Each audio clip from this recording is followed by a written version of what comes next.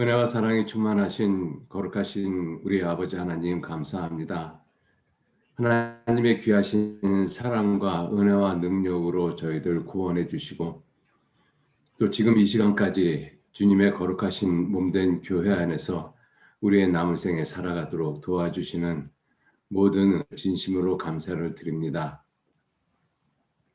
주님께서 우리에게 베풀어 주신 그 은혜와 사랑이 얼마나 큰 것인지 하루하루 지나가는 삶 속에서 더 깊이 깨달아 알 수 있도록 도와주옵소서. 또한 더 온전한 모습으로 주님의 은혜에 보답하는 귀한 삶을 살아갈 수 있도록 항상 이끌어 주시고 인도해 주옵소서. 우리의 삶의 초점이 기준이 늘 그리스도 예수로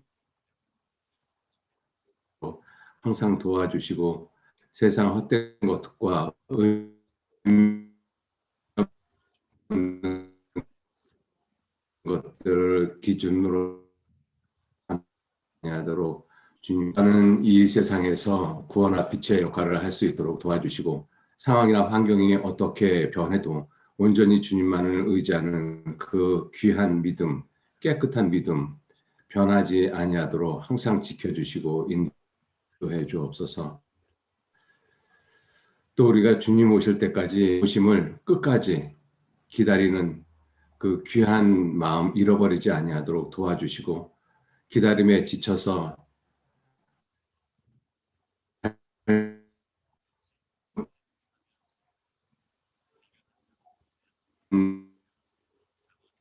생각과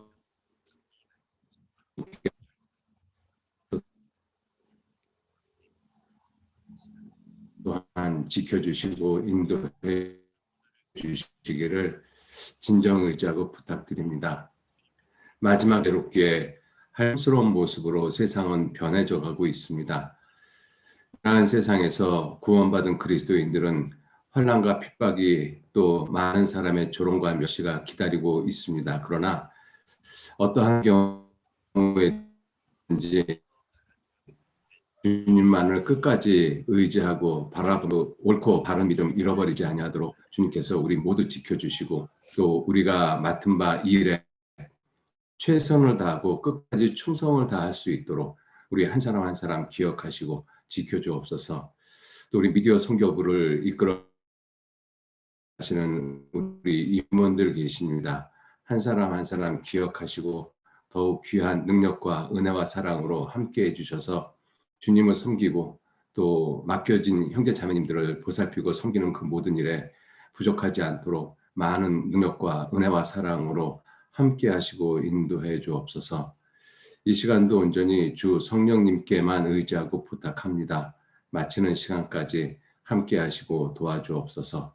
감사드리면서 우리를 구원하시고 지켜주시는 거룩하신 예수님 이름으로 기도 올렸습니다. 아멘. 예, 우리 사무엘하 17장 찾겠습니다. 사무엘하 17장. 예, 사무엘하 17장 23절 한 절 말씀만 같이 읽겠습니다. 23절 한 절 같이 읽겠습니다.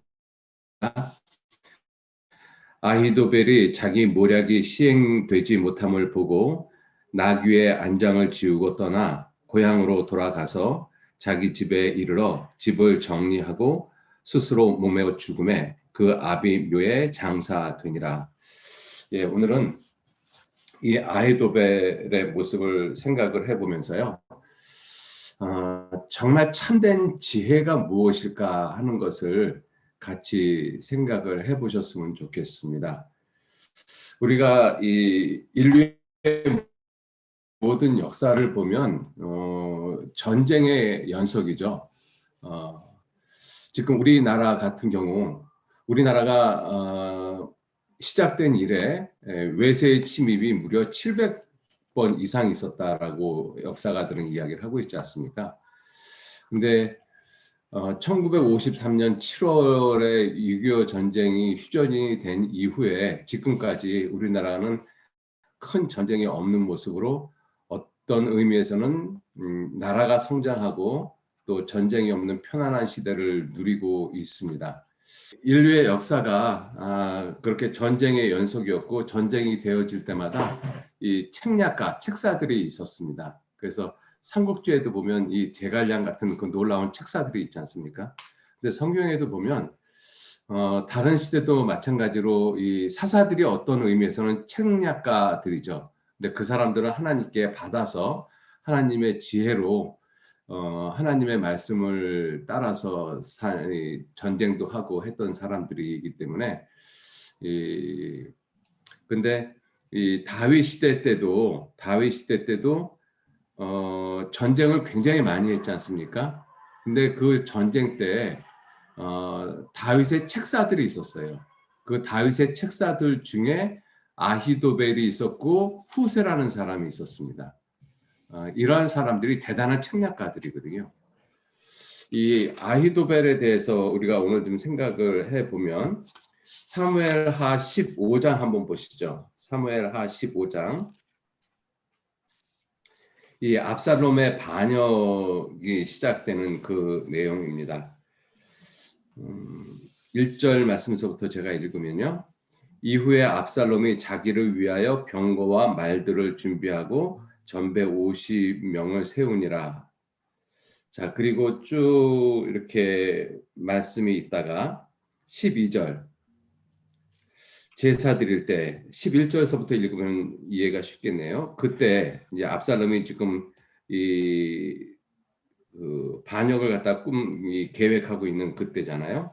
그때 압살롬에게 청함을 받은 200명이 그 사기를 알지 못하고 아무 뜻 없이 예루살렘에서 저와 함께 갔으며 제사를 드릴 때에 압살롬이 사람을 보내어 다윗의 모사 길로 사람 아히도벨을 그 성읍 길로에서 청하여 온지라.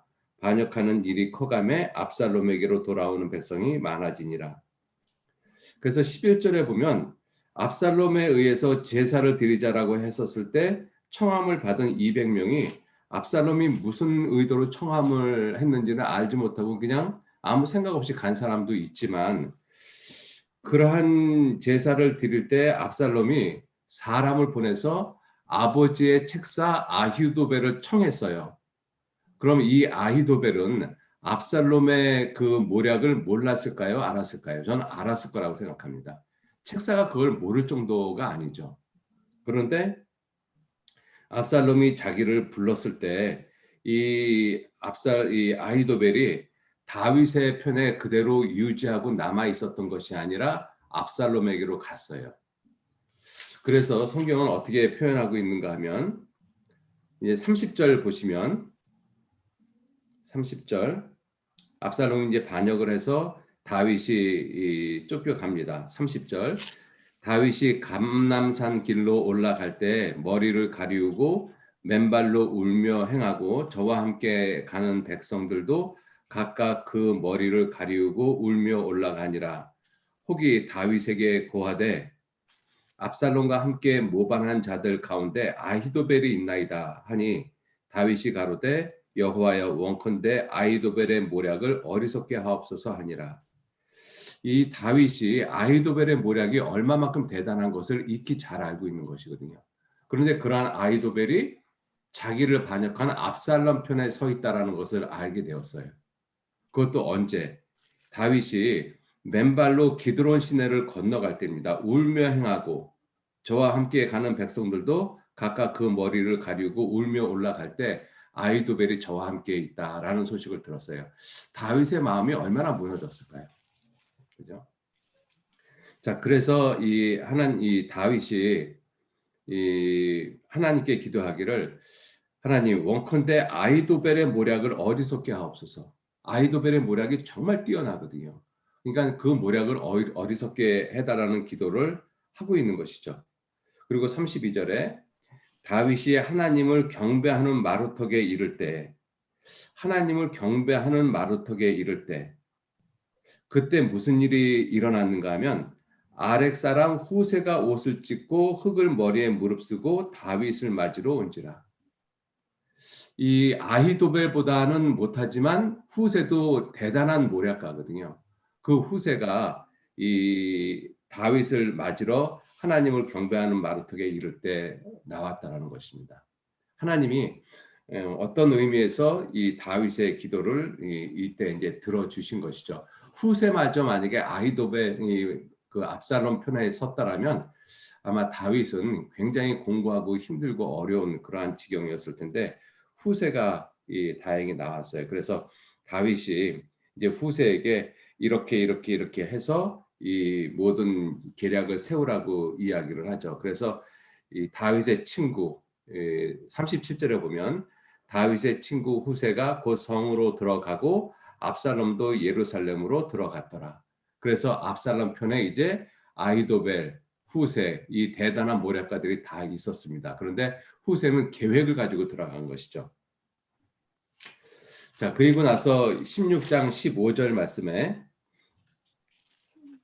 16장 15절에 압살롬과 모든 이스라엘 백성들이 예루살렘에 이르고 아히도벨도 저와 함께 이른지라 다윗의 친구 아렉 사람 후세가 압살롬에게 나올 때 저에게 말하기를 왕이여 만세 왕이여 만세 하니 압살롬이 후세에게 이를 때 이것이 내 친구 자기 아버지를 가리키는 거죠. 내 친구를 후대하는 것이냐 내가 어찌하여 내 친구 아버지 다윗과 함께 가지 아니하였느냐 후세가 압살롬에게 이르되 그렇지 아니하니이다 내가 여호와와 이 백성 모든 이스라엘의 택한 자에게 속하여 그와 함께 거할 것이니이다.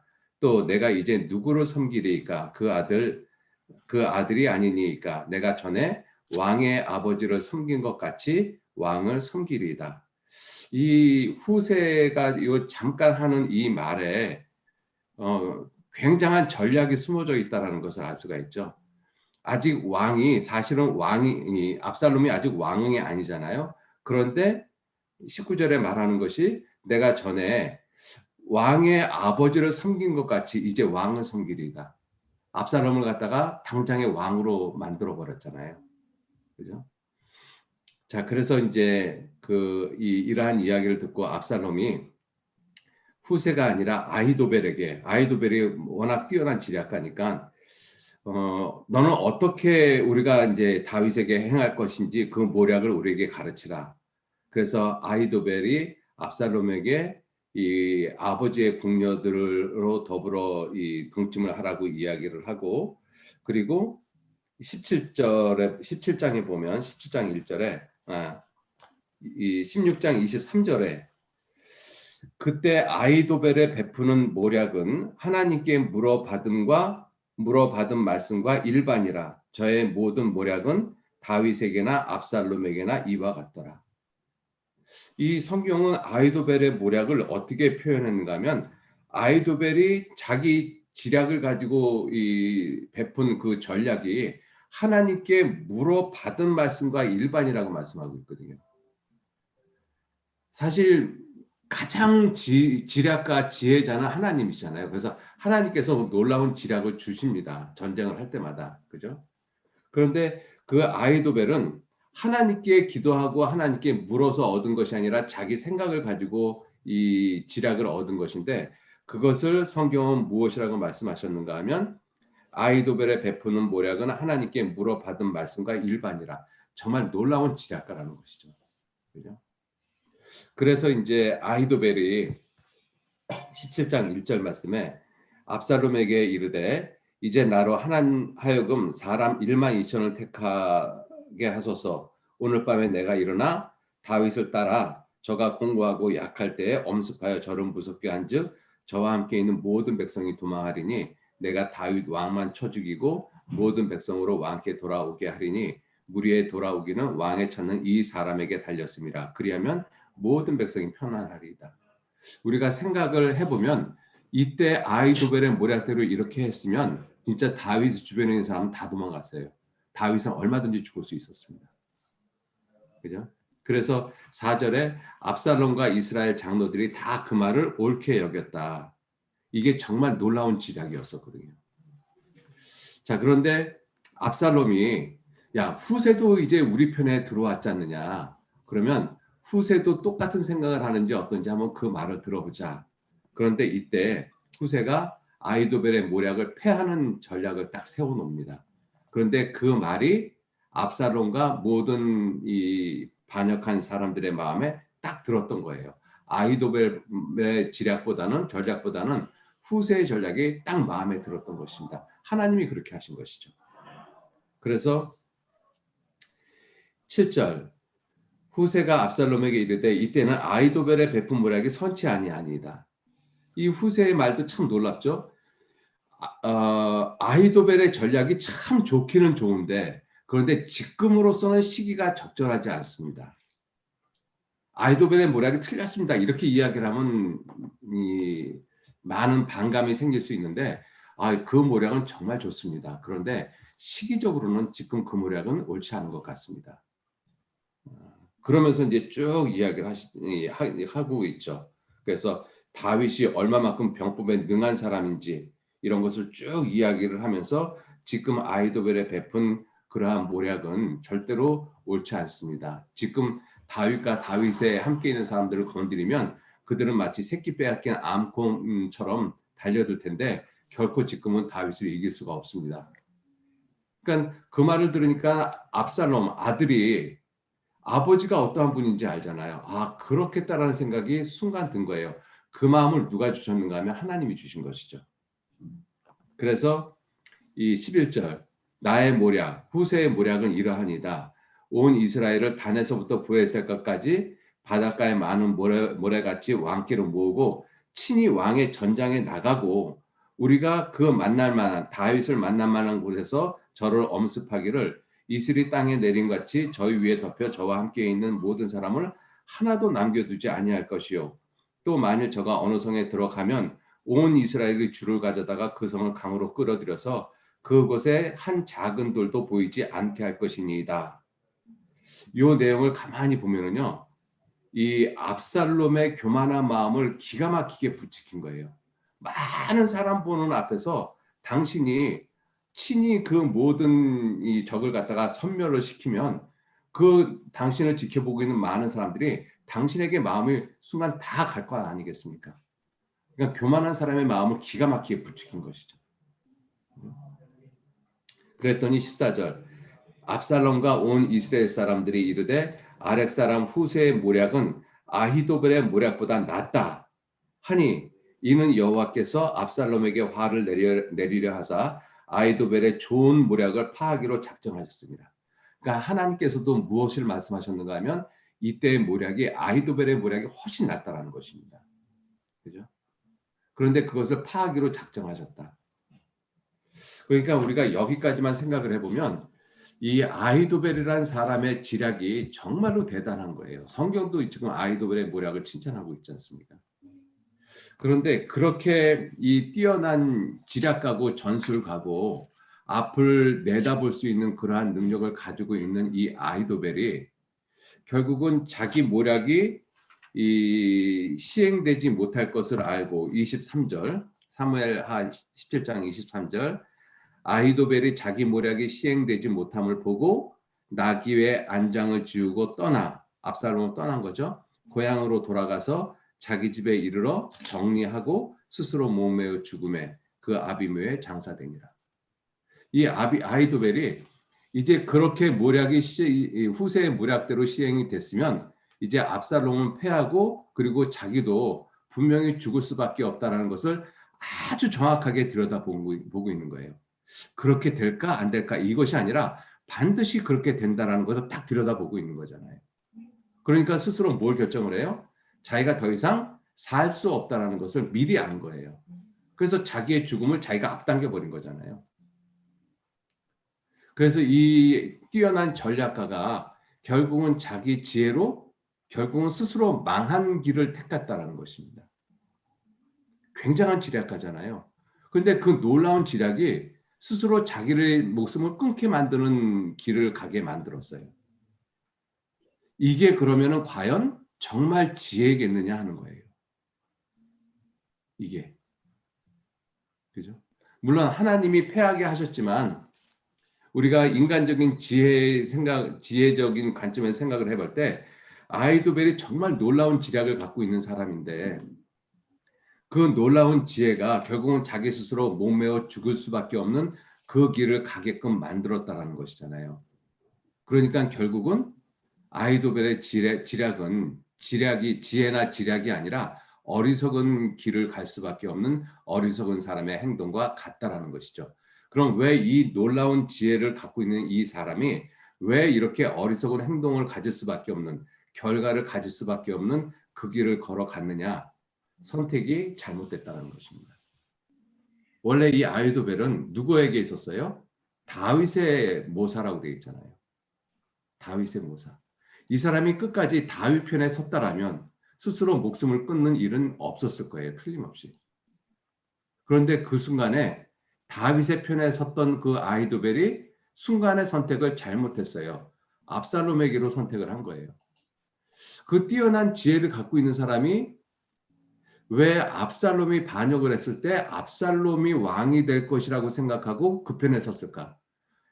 아이도벨이 자기가 이 압살롬 편에 섰을 때 압살롬이 반역에 성공하지 못하고 실패할 거를 미리 내다볼 수 있는 능력을 갖고 있는 사람인데 그렇게 내다봤다라면 이런 지략가가 압살롬 편에 안 섰겠죠. 끝까지 다윗의 편에 섰겠죠. 근데 이 사람이 생각을 했었을 때는 그때 모습이나 상황이나 정황을 살펴보면 틀림없이 이스라엘 모든 백성은 압살롬에게로 향할 것 같은 생각을 이 사람은 할 수밖에 없었어요. 그게 인간의 생각이잖아요. 아이도벨이 그렇게 생각할 수 있었던 이유가 무엇이냐면 하나님을 생각하지 못했던 거예요. 그 놀라운 지략을 패하게 하는 그 하나님이 계시다라는 거, 하나님을 인정하지 않았다라는 거잖아요. 하나님만 안 계셨다라면 아이도벨의 모략은 성공을 했어요. 근데 그 놀라운 모략을 갖다가 하나님이 패하게 만들으셨잖아요. 그러니까 정말 지혜가 무엇이냐면 하나님을 끝까지 생각하고 하나님을 의지하는 것이 그게 완전한 지혜라는 것입니다. 그런데 자기가 아무리 세상적으로 지혜롭고 인간적으로 뛰어난 능력이 있다 할지라도 하나님을 염두에 놓지 않고 어떤 결정을 하면 그것은 어리석은 결정이 되고 그건 참된 지혜가 아니라는 것을 우리는 아이도벨을 통해서 알 수가 있어요. 아이도벨은 정말 잘못된 순간 딱 한 번의 잘못된 선택을 한 거잖아요. 그래서 결국은 압살롬 편에 섰습니다. 후세는 아히도벨보다는 못한 지략을 갖고 있지만 끝까지 어느 편에 섰는가 하면 다윗 편에 섰어요.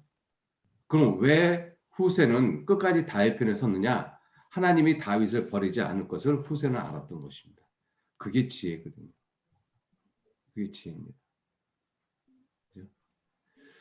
우리가 이러한 아히도벨의 모습을 생각을 해보면서 정말 참된 지혜가 세상적으로 많은 지식을 가지고 있고 많은 학벌을 가지고 있고 많은 학위를 가지고 있고 이게 지혜가 아니라는 것을 알 수가 있어요.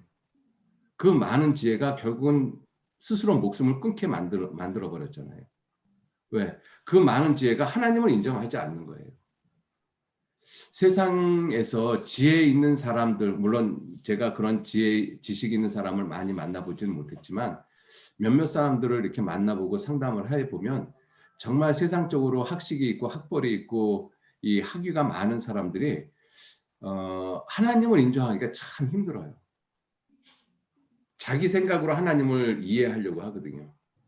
지금 상담하는 사람 중에 한 사람도 이제 그런 분이 계시는데 세상적으로는 우리나라의 최고의 대학 학부를 나왔고 가장 또 좋은 직장을 가지고 있고 근데 하나님을 자기 생각으로 인정을 하고 이해하려고 하다 보니까 이게 이해가 안 되어지는 거예요.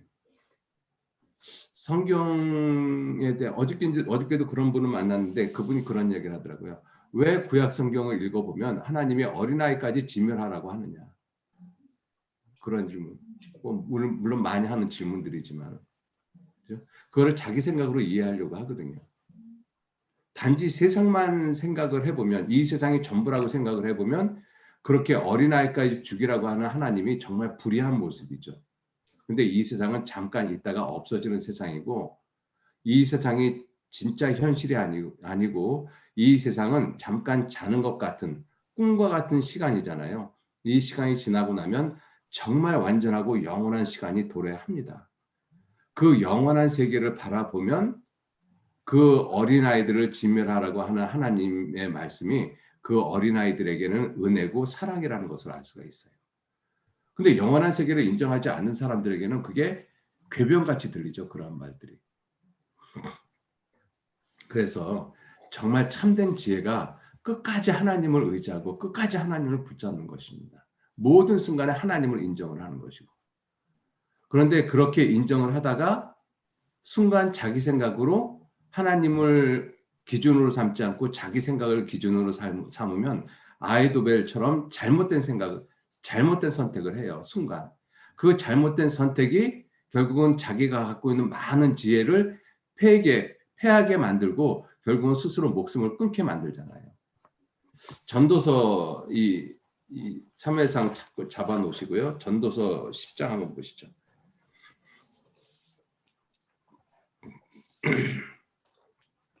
전도서 10장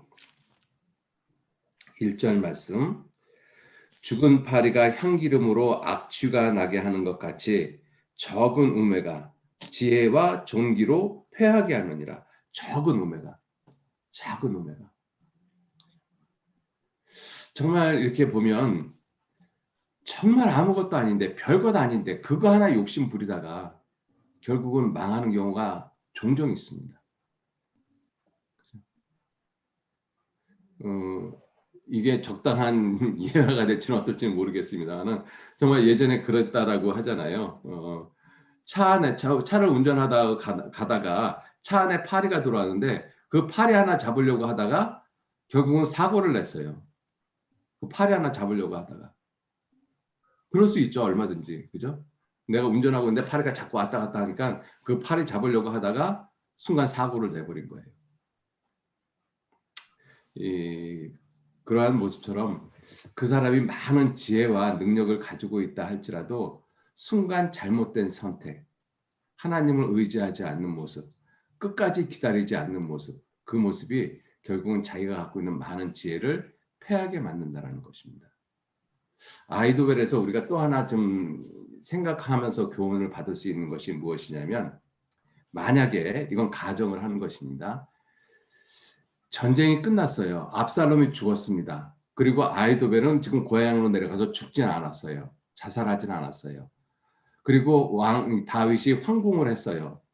그래서 다윗에게 나와서 다윗에게 자기의 모든 잘못을 고하고 용서를 빌었으면 다윗이 아히도벨을 죽였을까요? 아니면 그 위대한 책사를 살려두고 자기 옆에 모사로 계속 두었을까요? 다윗의 성품으로서는 얼마든지 용서하고 아마 자기 곁에 끝까지 모사로 두었을 것 같아요. 왜냐하면 다윗이 이렇게 도망갈 때 이 사무엘상 16장에 시므이가 사울의 사람 시므이가 나와서 저주하잖아요. 가거라 가거라 비루한 자여 가거라. 얼마나 이 모진 말로 저주합니까? 그러한 시므이를 용서했던 사람이 다윗이에요. 그죠? 그러면 만약에 이 아히도벨이 살아서 다윗에게 자기의 잘못을 용서했으면 다윗은 그 아히도벨을 자기 옆에 분명한 책사로 또 뒀을 것입니다. 그죠? 그러니까 여기서 우리가 또 하나 지혜를 생각할 것이 뭐냐면 궁극적인 지혜가 무엇이냐면 기다림이라는 것을 알 수가 있어요. 유다도 기다리지 못해서 예수님 부활하실 때까지 기다리지 못해서 스스로 자살해 버렸잖아요.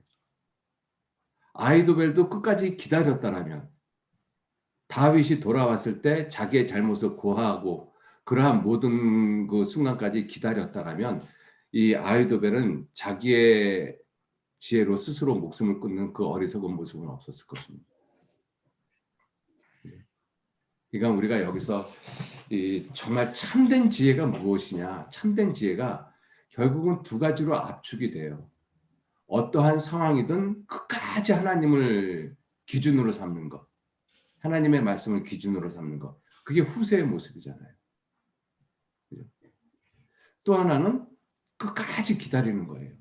상황이 어떠하든 간에.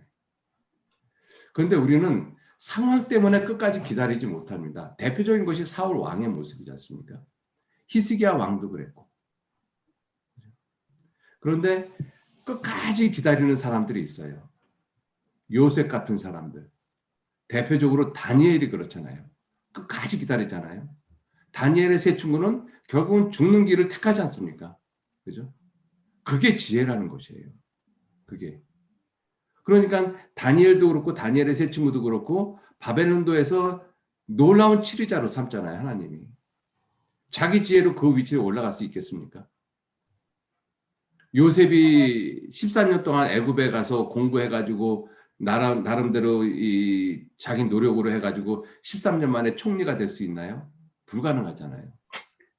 그런데 기다림이, 하나님을 기다리는 그 기다림이 13년 만에 요셉을 총리로 만들어 놨어요. 그 애굽에. 그 당시 세계 최고로 강대한 나라 애굽에 둘째 치리자를 만들어 놨습니다. 무엇이에요? 요셉의 능력, 요셉의 지혜가 아니잖아요. 끝까지 기다리는 거예요. 누구를? 하나님을. 비록 감옥에 가는 한이 있다 할지라도, 감옥에서 죽는 한이 있다 할지라도. 다니엘과 다니엘의 세 친구도 마찬가지잖아요. 죽는 길을 택했습니다. 사자굴에 떨어지는 길을 택했고 평소보다 7배나 뜨거운 풀목길로 떨어지는 길을 택했어요. 사람들이 봤을 때는 그렇게 선택한 선택이 끝이라고 생각했지만 하나님의 입장에서는 그것이 끝이 아니라 그들을 가장 높은 위치로 끌어올리는 지름길이었던 것이죠. 그러니까 참된 지혜가 무엇인가 하는 것을 우리가 생각을 해보면 기다림이라는 것을 알 수가 있습니다.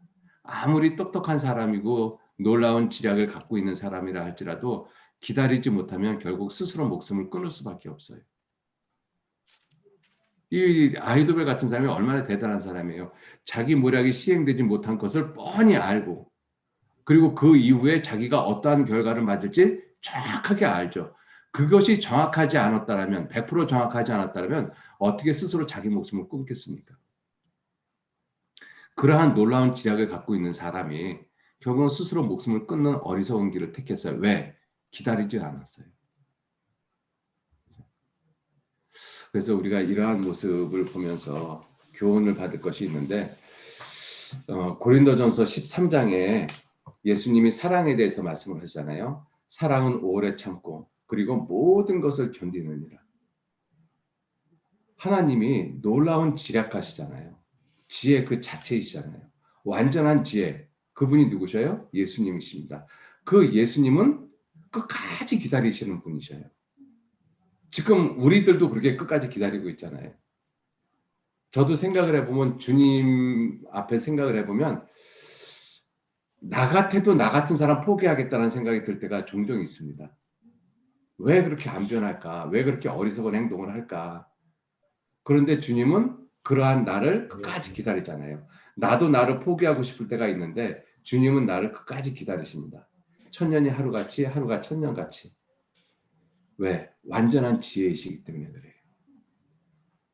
그래서 우리 미디어 선교부에 있는 모든 형제 자매님들도 실제로 주님을 섬기고 봉사하고 희생하고 신앙생활하는 그러한 많은 시간 가운데서 때로는 외로운 싸움을 하실 때도 있고 혼자 내가 이 일을 하기 위해서 밤샘을 해야 될 때도 있고 아무도 알아주지 않아도 이 일을 해야 될 때가 있어요. 우리 특히 미선부 식구들이 하는 일들이 드러나지 않는 봉사입니다. 마치 몸속에 있는 장기, 숨겨져 있는 장기가 꾸준히 자기 일을 하잖아요. 심장은 누가 알아주든 알아주지 않든 계속 뛸 수밖에 없잖아요. 그런데 그렇게 뛴다고 내가 심장한테 심장아 고마워 그렇게 하는 사람 누가 있어요? 아마 없을 거요. 여러분도 혹시 하루에 일어나서 심장한테 고맙다라는 이야기 해본 적 있어요? 없잖아요. 근데 하시는 것이 좋겠다는 생각이 듭니다. 왜냐하면 우리 장기도 내 육체도 나의 또 다른 하나의 내 모습이잖아요. 우리 사람은 영혼, 몸, 나도 어떤 의미에서 영혼, 몸, 삼위일체 존재인 나잖아요. 내 육체도 나와 함께 주님의 일을 하고 있는 거예요. 어떤 의미에서는.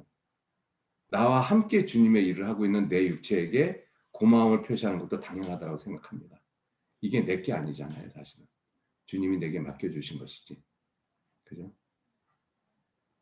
자, 그래서 우리가 이러한 모습을 좀 생각을 해보면서 이 힘들고 어렵고 보이지 않고 알아주지 않는 그러한 봉사를 하고 있지만 심장이 그래도 자기 할 일을 묵묵히 하고 있는 것처럼 우리도 그 일을 할 수밖에 없어요. 주님 오실 때까지. 그 일을 끝까지 하기 위해서는 기다림이 절대적으로 필요합니다. 기다림이. 기다리지 못하면 대만은 이 세상을 사랑하여 나를 버리고 데살로니가로 갔고 끝내 잘못된 선택을 한 거잖아요. 끝내 조금만 더 기다렸으면 되는데. 그래서 우리 미선부 식구들 정말 보이지 않는 곳에서 많은 수고하시고 고생하고 계십니다. 제가 한 분 한 분 만나서 같이 교제 긴밀히 나누지 못하고 위로의 말씀 드리지 못한 부분에 대해서는 참 죄송스럽게 생각을 합니다. 그런데 저 같은 사람한테 위로받는 것보다도 정말 주님이 위로해 주시고 계시잖아요. 그래서 주님의 위로가 있어요. 기다리는 사람에게. 그래서 그러한 주님의 위로를 기다리시면서 힘들고 어려운 시간들 잘 견디고 묵묵하게 내게 맡겨진 일 잘 해 나가실 수 있기를 부탁드리고 기도드리겠습니다. 고맙습니다. 여기까지 말씀드리겠습니다.